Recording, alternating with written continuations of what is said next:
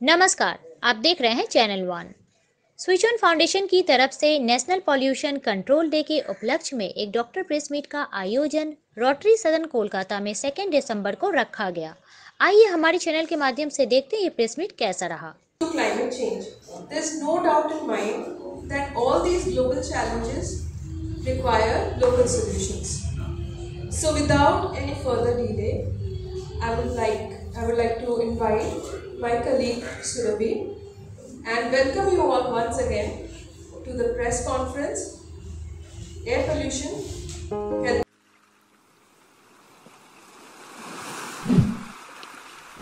ধন্যবাদ জানাই switch on ফাউন্ডেশনকে প্রত্যেক বছর এয়ার পলিউশন নিয়ে এই ধরনের অ্যাওয়ারনেস প্রোগ্রামগুলোকে করার জন্য এবং আমাদের সকলকে একত্রিত করার জন্য। নমস্কার, আমি ডক্টর সুমন মল্লিক, অঙ্কোলজিস্ট। আজকে আমরা এখানে সবাই সমবেত হয়েছি একটা বিষয়ে কথা বলতে, যেটা খুবই জরুরি বিষয়, সেটা হচ্ছে এয়ার পলিউশন।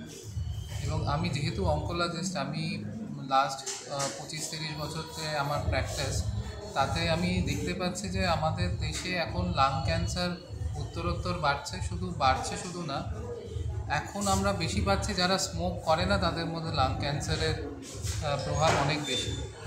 এবং কারণটা খুঁজতে গিয়ে যখন আমরা দেখছি যে তার মেইন কারণ হচ্ছে এয়ার পলিউশন। কেন আমাদের বিশেষ করে এই মেট্রোপলিটন সিটিতে যদি আমরা এয়ার কোয়ালিটি ইন্ডেক্স দেখি এবং এয়ার পলিউশন দেখি, প্রতিদিন প্রায় 8-10টা সিগারেট খাওয়ার প্রায় সমান এয়ার পলিউশন। এবং আমরা আগে যত বছর বয়সে লাং ক্যান্সার দেখতাম, 50-60 বছর বয়সের পরে লাং ক্যান্সার দেখতাম, কিন্তু এখন আমাদের ওপিডিতে দেখি ইভেন 30 বছরের ছেলেমেয়েরা আসছে লাং ক্যান্সার ডায়াগনোসিস নিয়ে, যদিও রেয়ার কিন্তু তাও আসছে। তার কারণটা হচ্ছে মানুষ যখন জন্মাচ্ছে একটা বাচ্চা, সেই কিন্তু তখনই এই ধরনের পলিউটেড এয়ারে এক্সপোজড হচ্ছে এবং তখন থেকে কিন্তু এই বিষগুলো তার শরীরে ঢুকছে এবং ইভেনচুয়ালি সেটা ক্যান্সার ডেভেলপ হতে 20 থেকে 30 বছর লাগে। সেই ক্যান্সারটা তারা এই 30 বছর 40 বছর বয়সে নিয়ে আসছে। তো এটা অত্যন্ত ভয়ানক। এটার জন্য প্রত্যেককে সজাগ হওয়া উচিত। আমাদের প্রত্যেক মানুষ এবং সরকার সবাই সজাগ না হলে কিন্তু আমরা নিশ্চিত মৃত্যুর দিকে এগিয়ে চলেছি। একদিকে শহরে গাছ কেটে আবাসন তৈরি, অন্যদিকে যানবাহনের দূষণ, কী করে সামলাবেন এয়ার পলিউশন? এবার দেখুন, এটা তো একটা ব্যালেন্স দরকার। কেন এই যে আবাসন তৈরি হচ্ছে, আমরা কিন্তু রিপ্লান্টেশন কিন্তু করছি না, সেটা কিন্তু অবশ্যই দরকার।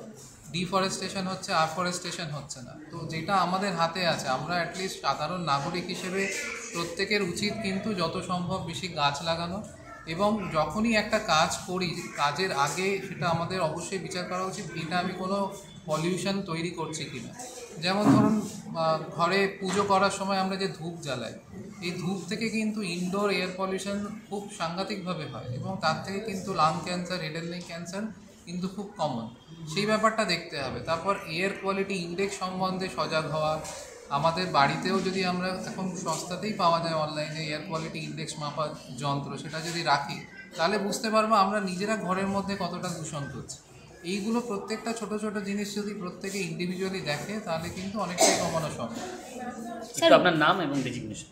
আমি ডক্টর সুমন মল্লিক, অঙ্কোলজিস্ট। আমি আছি নারায়ণা সুপার স্পেশালিটি হসপিটালে। Thank you. জি নমস্কার, আমি ডক্টর শঙ্করনাথ ঝা, জনস্বাস্থ্য বিশেষজ্ঞ, Prafullachandra Sen government medical college, Arambagh, Hooghly. আজকে যে এই দিনটা ওয়ার্ল্ড পলিউশন কন্ট্রোল ডে হিসেবে পালন করা হয় এবং আমরা জানি যে সারা পৃথিবীতেই পলিউশন ক্রমবর্ধমান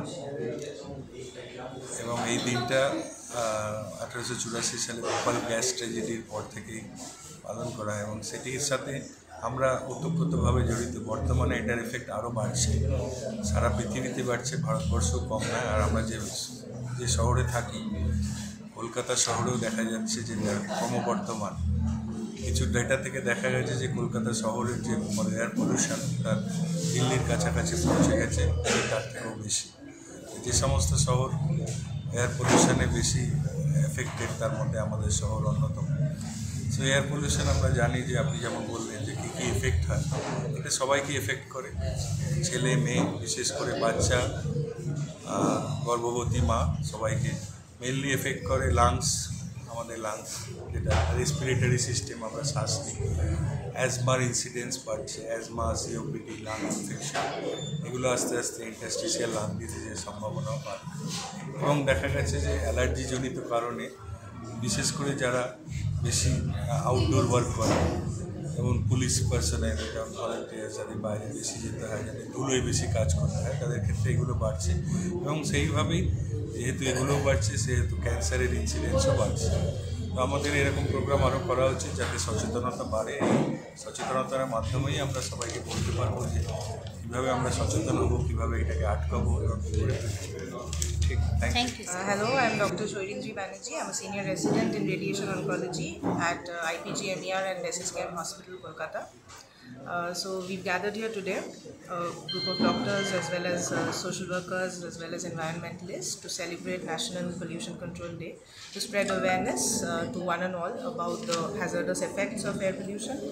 And from an oncological point of view, I can say this much, that it is a well-known fact that air pollution causes pneumonitis and various respiratory effects on all sorts of people, especially the younger population, the pediatric age group as well as the geriatric age group. But not just that, it can also cause cellular changes, DNA changes, changes on a cellular level, molecular level, such that it can lead to various kinds of cancer, most commonly lung cancer. But there are certain other forms of cancer too that can be caused by various sorts of air pollution. So some very easy ways of preventing this would be to stop smoking, the most important aspect, both active as well as passive smoking. Passive smoking is when someone else is smoking near you and you're just nearby inhaling all the smoke that is being emitted. And number two is when we're going to our offices or schools or colleges, then it's better that we form a group of friends so that we can use carpools, etc. And number three would be going for annual maintenance checks of our vehicles, because sometimes they cause a lot of emission of toxic gases after a point of time, after rampant use. So going for annual checkups or biannual checkups and maintenance of our vehicles is another very important point that we can follow on an individual level to prevent air pollution. Thank you. Thank you.